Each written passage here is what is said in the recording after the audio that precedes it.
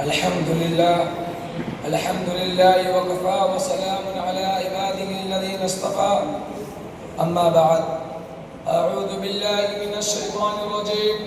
بسم الله الرحمن الرحيم إن كنتم تحبون الله فاتبعوني يحببكم الله ويغفر لكم ذنوبكم والله غفور رحيم. وقال النبي صلى الله عليه وسلم لا يؤمن أحدكم حتى أكون أحب إليه من والده وولده والناس أجمعين. صدق الله العظيم. قابل صدر احترام علماء اکرام طلباء اکرام امت مسلمہ کی نوجوان جیالو اور محترم سامعین، اس فانی دنیا کے اندر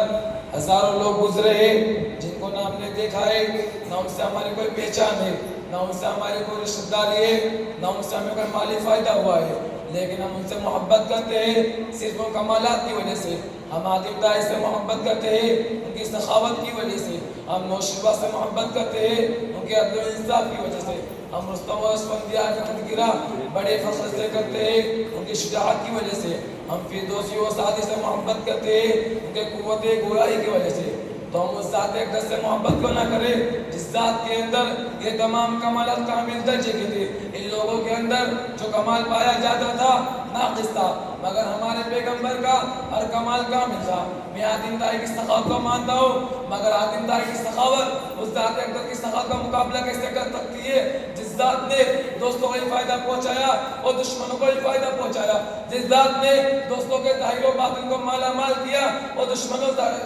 کے ظاہر و باطن کو مالا مال کیا، جس ذات کی زبان پر کلمہ شہادت کے لا کے علاوہ کبھی لا نہیں آیا. عاطف دائی کی سخاوت تو اس کے دنیا سے چلے جانے کے بعد ختم ہو گئی، مگر قربان جاؤ اس ذات اقدس پر جس کی سخاوت کا سلسلہ اس دنیا سے جانے کے بعد بھی جاری ہے، جو دنیا میں بھی نوازتا رہا اور کل آخرت میں بھی اپنی امت کو نوازے گا. محترم سامعین، میرے سامنے مثل دلوں کی طرح کے حسن کی بات نہ کرو، کیونکہ خاک کو آسمان سے اور درے کو پربست ہے کیا نسبت. ارے مارے عرب کے حسن و جمال کا مقابلہ وہ مصر کا وہ حسین بھی نہیں کر سکتا جس کے حسن نے چند بازاری عورتوں کے وہ شہوات کو گم کر دیے تھے. تو اگر ان لوگوں سے ان کمالات کی وجہ سے محبت کی جائے تو پھر وہ عظیم انسان سے محبت کیوں نہ کی جائے جس عظیم انسان میں یہ سارے کمالات، یہ ساری صفات علی وجہ کمال پائے جاتے ہیں. ہمارا دعویٰ ہے کہ آدم علیہ السلام سے لے کر تو جب موسیٰ علیہ السلام تک، وہ جب موسیٰ علیہ السلام سے لے کر تو جب عیسیٰ علیہ السلام تک تمام انبیاء علیہ السلام کو جو کمالات فرداً عطا کیے گئے تھے، وہ سارے کے سارے کمالات کو اللہ رب العزت نے تنہ تنہ جناب محمد رسول اللہ صلی اللہ علیہ وسلم کے اندر جمع کر دیے تھے. آپ صلی اللہ علیہ وسلم کی ذات میں آدم علیہ السلام کا خلق، حضرت نوح علیہ السلام کا جوش تبلیغ، ابراہیم علیہ السلام کا ولولہ توحید، اسماعیل علیہ السلام کا جذبہ عزت، اسحاق علیہ السلام کی رضا، یعقوب علیہ السلام کی تسلیم و رضا، یوسف علیہ السلام کا حسن، موسیٰ علیہ السلام کا جلال، ہارون علیہ السلام کا جمال، ایوب علیہ السلام کا صبر، یوشع علیہ السلام کا جہاد، یونس علیہ السلام کی اطاعت، داؤد علیہ السلام کی محبت، داؤد علیہ السلام کی حکمت، شیخ علیہ السلام کی معرفت، علیہ السلام کا وقار، داؤد علیہ السلام کی آواز، یحییٰ علیہ السلام کی پاک دامنی اور عیسیٰ علیہ السلام کا زہد تھا. اور ان جیسے بہت سے اوصاف اور بہت سے کمالات کو اللہ رب العزت نے جناب محمد رسول اللہ صلی اللہ علیہ وسلم کے اندر جمع کر دیے تھے. حسن یوسف دم عیسیٰ ید بیزاداری، حسن یوسف دم عیسیٰ ید بیزاداری، آنچے خوبہ مادانہ تو تناداری. محترم سامعین، ایک بات وہ یاد رکھے کہ ہمارے سب سے بڑے محسن نہ ہمارے والد تھے، نہ ہمارے سب سے بڑے محسن ہمارے اساتذہ ہے، نہ ہمارے سب سے بڑے محسن ہمارے عزیز و قریب ہے، نہ ہمارے سب سے بڑے محسن ہمارے دوست و احباب ہے، بلکہ ہمارے سب سے بڑے محسن پوری کائنات کے سب سے بڑے محسن رسول ہاشمی صلی اللہ علیہ وسلم ہے، جنہوں نے ہمیں خدا سے ملایا، جنہوں نے ہمیں خدا کا جلوہ دکھایا، جنہوں نے شجر و حجر، کیڑوں مکوڑے کے سامنے جھکنے والے انسان کو خدا واحد کے سامنے جھکایا، جنہوں نے فلک کی بلندی میں، زمین کی پستی میں، رات کی تاریکی میں، دن کی روشنی میں، سورج کی چمک میں، جگنوں کی دمک میں، پھولوں کی مہک میں، دروں کو پرواز میں، قدروں کی تلاوت میں، عرفان ربانی کی سیر کروائی، جن کی تعلیم نے شاہوں کو اخوانی، غلاموں کو سلطانی، انسانوں کو نورانی، حیوانوں کو انسانی، درندوں کو چوپانی، بیٹیوں کو گلہ پانی، ریزگروں کی نگہبانی اور جہبانی سکھائی، جنہوں نے خشک میدان میں علم معرفت کے دریا بہائے، جنہوں نے چلوا کو امام قائد و رہبر جو انسان سے دمدار، مظلوموں کو مددگار، بے آسراؤں کے آسرا، بیاہوں کے سارا، یتیموں کے والی، غریبوں کے مولا، درد مندوں کے درما اور چارہ گیروں کے درد مند تھے۔ محترم سامعین، ایک اور پہلو پر غور کیجئے کہ حضور صلی اللہ علیہ وسلم کو ساحر مجنون، پاگل اور دیوانہ کیوں کہا گیا اور کس لیے کہا گیا؟ آپ کے جسم اطہر پر غلاظت ڈالی گئی تو کس لیے؟ آپ پر سنگباری کر کے آپ کے جسم اطہر کو لہو لہان کیا گیا تو کس لیے؟ آپ کا شلبہ کاٹ کیا گیا تو کس لیے؟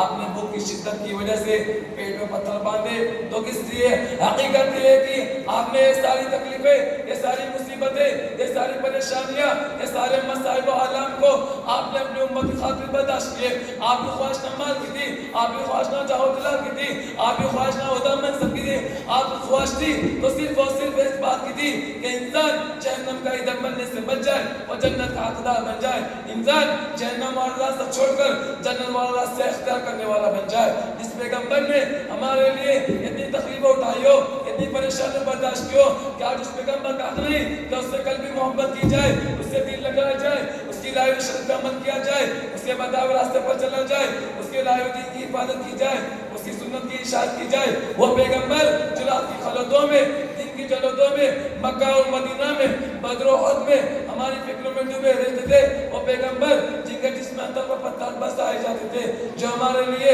رو رو کے مغفرت کی دعائیں کرتے تھے، اللہ سے ہمارے لیے جنت کے فیصلے اترواتے تھے۔ جب نماز میں کھڑے ہوتے تو پاؤں مبارک میں غضب آ جاتے تھے، یا اللہ میری امت کو معاف کر دے، یا اللہ میری امت کو معاف کر دے۔ جب قربانی کا وقت آتا تو 2 منٹ ذبح کرتے، یا اللہ ایک میری طرف سے، ایک میری امت کی طرف سے۔ جس پیغمبر نے ہمیں جنت میں لے جانے کے لیے دن میں محنت کی، رات میں محنت کی، ایک ایک دروازے پر گئے، اپنے آرام و رات کو قربان کیا، بھوک کی شدت کی وجہ سے پیٹ میں پتھر باندھے، چہرے مبارک میں تھوکا گیا، جس میں اطہر کو لہو لہان کیا گیا، اور اسی پہ بس نہیں بلکہ کل قیامت کے دن جب نفسی نفسی کا عالم ہوگا، ہر انسان سخت پریشانی میں مبتلا ہوگا، جب انسان بھوک پیاس و بھوک سے بے حال ہوگا، جب انسان قیامت کی اولادوں کو دیکھ کر کا آلود ہوگا، جب آدم صفی اللہ نفسی نفسی کہہ رہے ہوں گے، جب ابراہیم خلیل اللہ نفسی نفسی کہہ رہے ہوں گے، جب موسیٰ کلیم اللہ نفسی نفسی کہہ رہے ہوں گے، جب عیسیٰ روح اللہ نفسی نفسی کہہ رہے ہوں گے، اس وقت سرور دو کائنات خاتم النبی جناب محمد رسول اللہ صلی اللہ علیہ وسلم امتی امتی کہہ رہے ہوں گے۔ اس وقت آپ ہماری محبت پہ بے چینی سے میدان حشر میں بھاگ دوڑ رہے ہوں گے، کبھی میدان عمل پر ہمارے اعمال دلوا رہے ہوں گے، کبھی پل صراط پر ہمیں پل پار کروا رہے ہوں گے، کبھی حوض کوثر پر کھڑے اپنے پیاسے امتیوں کو جامع کوثر پلا رہے ہوں گے۔ جب نبی ہمارے ساتھ اتنی شفقت و محبت کا معاملہ کرے تو ہمارے دل میں نبی کی محبت کیوں نہ ہو، ہمارے دل میں نبی کی عظمت کیوں نہ ہو، ہماری سیرت و عادت نبی کے سیرت و عادت کی طرف کیوں نہ ہو، ہمارا طور و طریق نبی کے طور و طریق کی طرف کیوں نہ ہو، ہمارا انداز طور و طریق نبی کے طور و طریق کی طرف کیوں نہ ہو۔ لیکن افسوس میرے بھائیو، افسوس کہ آج ہمیں نبی کا طور و طریق پسند نہیں۔ اللہ تعالیٰ ہمیں پیارے حبیب سے سچی اور پکی محبت نصیب فرمائے اور ہمیں شجاعت کی رسول کرے۔ آمین۔ وآخر دعوانا الحمد للہ۔